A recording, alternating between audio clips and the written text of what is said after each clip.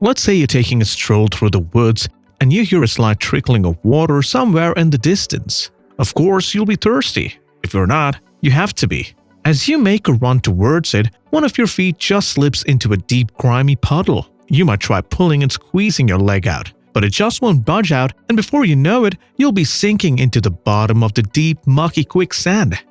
Hello folks, welcome back to another video from The Way to Survive, and today we are going to discuss how not to get killed by a quicksand, or just how to survive one. So let's see what we were in the middle of. While these quicksands aren't so dangerous as shown in movies, it can be fatal too. It behaves like a liquid because it is saturated with water. It can be a mucky nuisance, but it's basically impossible to die in the way that is depicted in the movies. A quicksand, they aren't a quick death, they are depicted in the movies. It's loose sand, which is a mixture of sand and water, or sand and air, that looks solid but becomes unstable when disturbed by any additional stress. That's the exact spot you stepped on while running. The sand collapses or becomes quick when additional forces from loading, vibration, or upward migration of water overcomes the friction holding the grains together. Most quicksand occurs in locations where there are natural springs, either at the base of the alluvial fans, cone-shaped bodies of sand and gravel formed by rivers flowing from mountains, or river banks, or on the beaches at low tide, exactly where you're standing right now. Dry quicksand are seen in deserts, which is composed of mainly fine sand and is extremely dangerous to tackle. Quicksand can also be caused by earthquakes. The vibration and resulting flow have been known to engulf people, vehicles, and buildings. Let me ask you how you would be feeling. If you don't know, I'll explain. As you first start sinking, it squeezes against your legs rather tightly. One would reasonably think that the pressure created by it would stop you from sinking further, but that's not the case. Regardless of the pressure, you'll continue to sink until you've displaced an amount of quicksand that's equal to your body weight. If the quicksand has a really high clay content, it'll also feel like really soft next to your skin, feeling comfortable despite the pressure it's exerting against your body, and if the quicksand has salt in it, it'll also be very sticky. That'll create a huge suction that can make it extremely hard to escape. But it's certainly still possible. It'll just take longer. A lot longer. That's where most people screw up. In order to escape from quicksand, you need to make very slow, deliberate movements. Fast movements and panic will only drive you deeper down into it, making it even harder to escape. While in movies, the cliché scene of getting submerged is depicted as humans or animals get completely drowned in the quicksand. It's not true. While in the actual world, people only get halfway submerged most of the time, while animals get wholly submerged due to their body figures. If you are in a quicksand along the coastal areas, things are about to turn worse, the soil being loose and high amounts of moisture. Not so comfortable. So what should you do to get out of the quicksand? And can you do it on your own? Well, let's take a look. Stepping or falling into quicksand isn't an automatic death sentence. You can extricate yourself from a quicksand. The interesting mechanical properties of quicksand are bad news for the unwary jogger, but are also why sand castles hold their shape. Not everything is bad. Step 1. The first thing is to stop. Yes, you heard that right. Freeze up immediately. Stop moving. Quicksand acts as a non-Newtonian fluid. It flows very slowly. In order to escape, you need to allow it to slowly fill in the gaps you create when you very slowly try pulling yourself up and out. Hard jerks won't get you free. Instead, they'll just squeeze out the water from between the particles around your feet, causing them to lock together, and thus hold you down as if you were standing in concrete. Very slowly, deliberate moves will win the race and set you free. Getting yourself free can be a long, drawn-out process. That is, until the next time you decide to go play in it. There is no valid reason to be scared of quicksand. You won't sink down over your head. Stay calm, don't panic. Step 2. A rescuer can't simply pull a victim out of quicksand.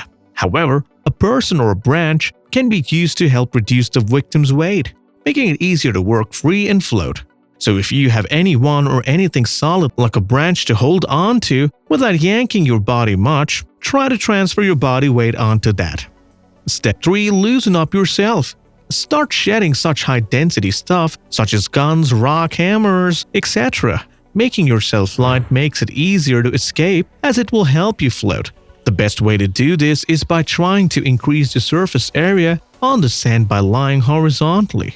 Gently moving your legs to liquefy the water around the quicksand loosens it up. Don't move wildly. If you're too close to solid land, sit down and slowly work it till your legs are free.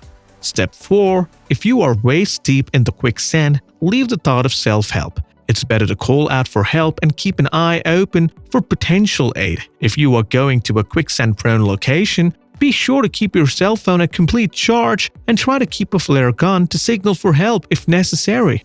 Let's take a look if things turn upside down. Even if you didn't sink all the way into quicksand, it's a killer. Death can come in the form of suffocation, dehydration, hypothermia, predators, crush syndrome, or drowning from a river or incoming tide. When taking a deeper look into the consequences, we can find apart from sinking, the above-mentioned stuff are far horrible. Drowning, this happens when extra water takes over the quicksand. It could be the tide splashing water.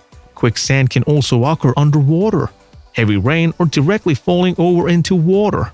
Hypothermia. You can't maintain your body temperature forever, especially when half of your body is submerged in sand. Hypothermia occurs rapidly in wet sand, or you can die in the desert when the sun goes down.